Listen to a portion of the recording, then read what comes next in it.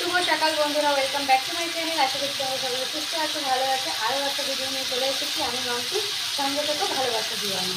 তো সকালবেলায় আর কি বসিয়ে দিয়েছি আলু, পেঁয়াজ, রসুন আর কাঁচা লঙ্কা দিয়ে দেবো। হাতে রাতে কাজে তো আমি সকালে একটু খেয়েছি। আর তোমার পাপা আজকে পায়ে যায়নি, ও একটা কাজ দেখতে গেছিলো, তো সেখানে আর কি ফাইনাল করে আসবে। হয়তো সোমবার থেকে আর কি কাজ হবে, সেই জন্য আর কি ওর বাবা একটু পরেই চলে আসবে। আর আমি ওর বাবার জন্য বানিয়ে নিচ্ছি। ভাবলাম যখন বাড়িতে আছে তাহলে একটুখানি ওই ভাত ভাজা করে দিই, ওটা খেতেও খুব ভালোবাসে। তো তোমরা খেতে ভালোবাসো ভাত ভাজা খেতে, কমেন্ট করতে ভুলো না কিন্তু।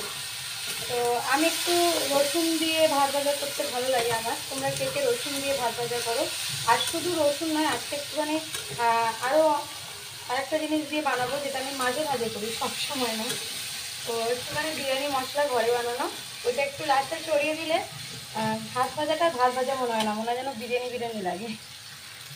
তো যাই হোক, এটা বানাবো। আর তোর বাবা আর কি চলে এসছে, ও গেছিলো বিরিয়ানিপুরে, ওখানেই আর কি কাজ হবে। সেই মালিকের সাথে কথা বলতে গেছিলো, মালের কত কি মাল লাগবে সেগুলো আর কি বলতে গেছিলো।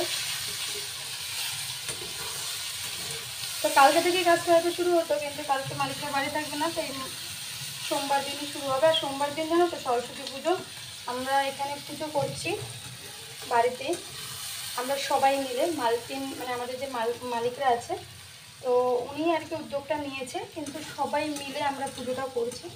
সবাই মানে একটা টাকা ধরা হয়েছে, তো সেইটা মানে চাঁদার মতো দিয়ে আর কি, চাঁদা দিয়ে দেয় না, তো এটা চাঁদা ধরা হয়েছে, সেইটা আর কি দিয়ে সবাই মিলে আমরা পুজোটা করবো। সেদিনকে বলা হয়েছিল সময় বাবাকে থাকতে, যে একটু হাতে হাতে রান্নাবান্না একটু হেল্প করতে, তো কিন্তু পারবে না, কারণ হচ্ছে কি ওই দিনই ওর কাজটা শুরু করতে হবে। এটা ভেবে খুব খারাপ লাগছে। যাই হোক, রান্নাটা করছি, পরে আসছি। কালকে রাতের বেঁচে যাওয়া ভাতটা দিয়ে দিলাম, দিয়ে এই যে এখন নেড়ে চেড়ে নেবো। আজকে ডিম কিছু দিইনি, আলু পেঁয়াজ কাঁচা লঙ্কা এইসব দিয়ে আর কি বানাবো। ডিম অ্যাকচুয়ালি ঘরে নেই, আর এখন আনতে যেতেও ইচ্ছা করছে না। আর সমর বাবা গেছে কাজ দেখতে, সেই জন্য আর কি ওকে তো কখন আসবে কোনো ঠিক নেই, সেই জন্য এইভাবে ভাজলাম। তো লাস্টে বিরিয়ানি মশলাটা ছড়িয়ে দিলেই টেস্টটা একটু অন্যরকম হয়ে যাবে। তো এখন একটু ভাতটাকে এরকম ছড়িয়ে রেখে দেবো, যাতে ভাতটা একটু কড়মড়ে হয় আর কি। তো দেখো আবার চলে আসলাম, আমার বরমশাই চলে এসছে, আর এখন এই যে দিয়ে দিয়েছি ভাত ভাজা। তো টেস্ট হয়েছে, এখনও রান্না করিনি, রান্না করব। তবে কালকেও কাজ হবে না, আমি আর একটু আগে বলছিলাম যে সোমবার দিনই কাজ হবে, আর কালকে হবে না। তো আজকে আবার আরেক জায়গা দিয়ে একটা খবর এসছে, তাই কালকে একদিনের জন্য কাজে যাবে, তাই তো? মানে পুজো, সরস্বতী পুজোতে তোমার নামমাত্রও দেখা যাবে না। কি ত্যাগ, তাই না? কি ত্যাগ করছে আমাদের জন্য নাকি শুধু ছেলের জন্য? আমার জন্য তো করো না কিছু। ছেলের দিয়ে বউয়ের খরচাটাই বেশি। বউ কোনো খরচা করায় না, ছেলেই খরচা। ছেলের জন্যই কিনে দাও, আমাকে কিনে দাও না।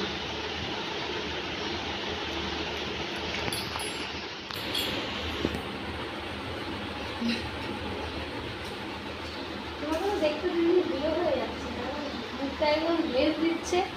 দেখো বন্ধুরা, আমার বরের মুখটা গ্লেজ দিচ্ছে। তুমি কিছু মাখো না? জল দিয়ে ধুয়েস সঙ্গে লাগে না তো সব। আমি কি মাখি নাকি? কি মাখি লাগে, ধুয়ে তো অনেক কিছু লাগে। কি লাগে দেখো তো, ছেলেদের অত কিছু লাগে না, খালি মুখ দিয়ে জল দিয়ে টাওয়াল দিয়ে মুছে নিলে ব্যাস রেডি। শালগম রান্না করবো, আপনি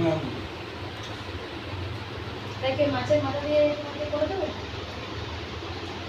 মাছের মাথা ভেজে রয়েছে, ওগুলো দিয়ে ঝোল বানাবো। ঝোল শুধু ঝোল বানাবো, কোনো সবজি দেবো না। তুমি আবার সবজি খাও না, শুধু শুধু নষ্ট করবো না সবজিটা। আমার রেসিপিটা বানাও না, পেঁয়াজ কুচিয়ে আলু কুচিয়ে লঙ্কা দিয়ে তার মধ্যে টমেটো সস না, চিলি সস। সব পাগল রান্না করবো। তোমার জন্য না, আমি খাবো না, আমি করতে পারবো না সেটা। তো শালগমটা আমি নিজের জন্যই করবো, আর ওর জন্য আর কি মাছের ঝোল করবো। আর সময় তো এখন আর বাড়ি আসবে না, ও আসছে বিকেলে, একবারে পড়তে চলে যাবে। তো সেই জন্য শুধু মাছের মাথা দিয়ে করবো। আর অত দিদাবাড়িতে খাবেই, ও দিদাবাড়িতেই খায়, ও সকালে আর রাতে শুধু আমাদের বাড়িতে খায়, দুপুরবেলা দিদাবাড়িতে খায়, টিফিনটাও দিদার কাছ থেকেই নেয়। ভাগ্য করে দিদা দাদু পেয়েছে, তাই না বলো? আমার দিদাও কিন্তু খুব ভালো, জানো তো, আমার দিদা এখনও আছে। কিন্তু আমিও কিন্তু ছোটোবেলা থেকে আমার দিদা দাদুর কাছেই কিন্তু বেশিরভাগ সময় ছিলাম। দিদা দাদুর কাছে, মানে দাদু তো অনেক ছোটোবেলা মারা গেছে, মার মুখে শুনেছি যে দাদু আমাকে খুব ভালোবাসতো। আর দিদার কথা তো কী বলবো, দিদা আমাদের জীবন, মানে আমার জীবনে অন্ততপক্ষে দিদার অনেক ভূমিকা আছে, অনেক। মানে দিদা বলতেই আমি কী বলবো, দিদার কথা ভাবলে আমার চোখে জল চলে আসে। এখন দিদার বয়স হয়ে গেছে, দিদা এখন মামা বাড়িতে থাকে। আর আগেরবার যখন গেছিলাম কলকাতা তখন দেখা করে এসেছিলাম। আর এখন দিদা তো কানেও শুনতে পায় না, যে দিদার সাথে একটু ফোনে কথা বলবো সেরকমও হয় না। ওদের খোঁজ খবর পাই, মাসি ফোন করে, বৌদি টৌদি ফোন করে, ওদের কাছ থেকে খোঁজ নেই। কিন্তু সেই দিনগুলো আর ফিরে পাওয়া যায় না, ছোট্টবেলাটাই। তা তোমার দিদার মতো কেমন, ভালো? ঠিক তোমার দিদাও তো ভালোবাসে তোমাকে, দাদু দিদা, ঠাকুমা ঠাকুর দাদা। তোমার কে, তোমারও দিদা আছে বলো শুধু? ওরও দিদা আছে শুধু, আর আমারও দিদাই আছে। দাদু ঠাকুমা কেউ নেই, আর ঠাকুর দাদাও নেই, ওরও তাই। ওর ঠাকুমা মারা গেছে যখন আমাদের বিয়ে হয়, সেই বছরই না, সেই বছরই মারা গেছে। আর ঠাকুর দাদা মারা গেছে তার 1 বছর পর, না 1 বছরের মাথায় দিয়ে মারা গেছে। তো ঠাকুমা ঠাকুরদাও খুব ভালোবাসে আমাকে, বাঁচতো আর কি, সরি। আর ওর দাদু তার আমার বিয়ে 2-3 বছর পর মারা গেছে, না 2-3 বছর তো, 2-3 বছর পর। সমুকে তো দেখে যায়নি, না না সমুকে দেখে যায়নি, সমু তখন ছিল না তো। হ্যাঁ, সমুকে কেউ দেখে যায়নি, শুধু ওর দিদা দেখতে দেখেছে, আর আমার দিদা দেখেছে। আর আমার শ্বশুরমশাই তো আর বললাম না, ওই ফোনেই দেখেছে। তো ওর দিদা দাদুও খুব ভালো, দিদা দাদুও আমাকে, ওর দাদুও খুব ভালোবাসতেন। আর দাদু তো নেই এখন, আর দিদাও খুব ভালোবাসে। আমরা গেছিলাম কলকাতায়, তখনও খুব ভালোবাসে। দিদা দাদুরা হচ্ছে কি একটা অন্যরকম জায়গা, মানে একটা ভালোবাসার জায়গা, বলো।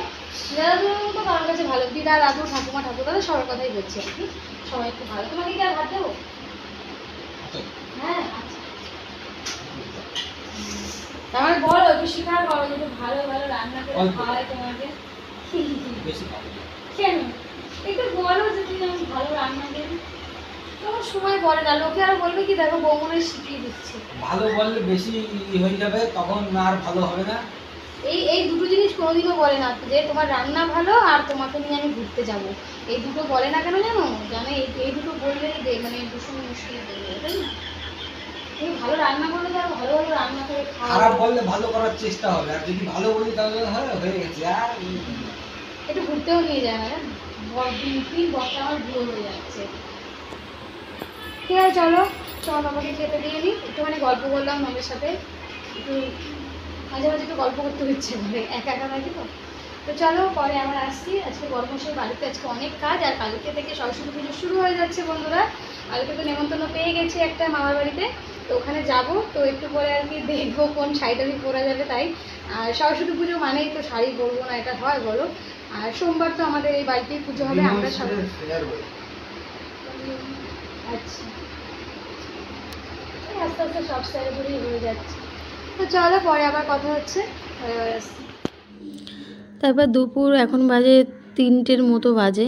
তো এখন বেরিয়ে পড়েছি, পোস্ট অফিসে যেতে হবে। ওখান থেকে কালকেই ফোন এসেছিলো, তার আগের দিনও ফোন এসেছিলো, 2 দিন ধরে ফোন করছে যে তোমার আমার একটা ব্যাংকের বই, চেক বই এগুলো এসছে। তো ওখান থেকে গিয়ে দেখছি মানে গিয়ে 4টে বাজতে যায়, তো ভয়ে ভয়ে গেছিলাম যে খোলা পাবো কি না, মানে হেঁটে হেঁটে যেতেও তো একটু সময় লাগে। তারপর দেখো আমার বর্মশাই নিয়ে আসলো খামটা। তো ও রাস্তাতেই ভাগ্যিস ভালো বের করে দেখেছিল কি আছে ওর মধ্যে, দেখছে যে এটিএম কার্ড আছে। তো আমাকে ফোন করে বলা হয়েছিল যে বুক আর চেকবুক, মানে বই আর চেকবুক দেবে। তো সেখানে এটিএম কার্ড, আমি বললাম না আমাকে তো এরকম বলা হয়নি। তারপর আমার বর আর আমি দুজনে আবার গেলাম, গিয়ে বললাম যখন, গিয়ে দেখা গেল যে শুধু এটিএম তো আগে দিয়েইছে, আর পরে দেখা গেল যে ব্যাংকের বই, চেক বই আর হচ্ছে গিয়ে প্যান কার্ড যেটা আমি প্যান কার্ডটার জন্য মেসেজ এসেছিলো, কিন্তু জন্য কোনো ফোন আসেনি যে এসেছে বলে, পোর্টবেলারে পৌঁছেছে এইটুকু আর কি মেসেজ এসেছিলো। তো দেখো প্যান কার্ডটা পেয়ে আমি বেশি খুশি হয়েছি, জানো তো। প্যান কার্ডটা আমার খুবই দরকার ছিল সেই জন্য, আর খুব তাড়াতাড়ি চলে এসেছে। আমি প্যান কার্ডটা বানাতে দিয়েছি খুব মানে 10 দিনের মনে হয়নি, ঠিকঠাক 10-12 দিন হয়েছে, তার মধ্যেই পুরোপুরি চলে এসেছে। তো এক কাজে যে 3 কাজ 2 কাজ হয়ে যাবে সত্যি ভাবতে পারিনি। গেলাম এক কাজে, হয়ে গেল আরেক কাজ, ভাবা যায় সত্যি। তো বরমশাই আর কি, বরমশাইকে বললাম যে তুমি দেখাও সবাইকে। তো দেখাতে দেখাতে দেখো ও চেক বইয়ের পাতা দেখাবে, কি কি দেখাচ্ছে তো ওই জানে। তো যাই হোক, তো এদিকে হচ্ছে গিয়ে তারপর ওখান থেকে চলে আসলাম বাপের বাড়ি দিয়ে, এসে ছেলেকে পড়তে দিয়ে ঘরে একটু কাজ ছিল সেগুলো কমপ্লিট করে তারপর চলে আসলাম কাকির ঘরে। কাকির ঘরে বসে বসে গল্প করছিলাম। তারপর ভাই, বড় ভাইটা আর কি, ওর স্পেশাল ভাত ভাজা বানিয়েছে, ভাত দিয়ে তারপরে আলু টালু দিয়ে ডিম টিম দিয়ে, বাচ্চাটা যেরকম মানে কিন্তু সত্যি খুব ভালো হয়েছে খেতে। তো আর কি বিকেলের টিফিন খাবে সেই জন্য।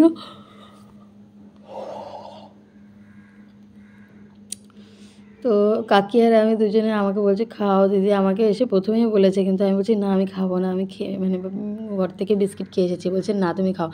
তো যাই হোক, আজকে খুব ভালো করে দিনটা কাটালাম।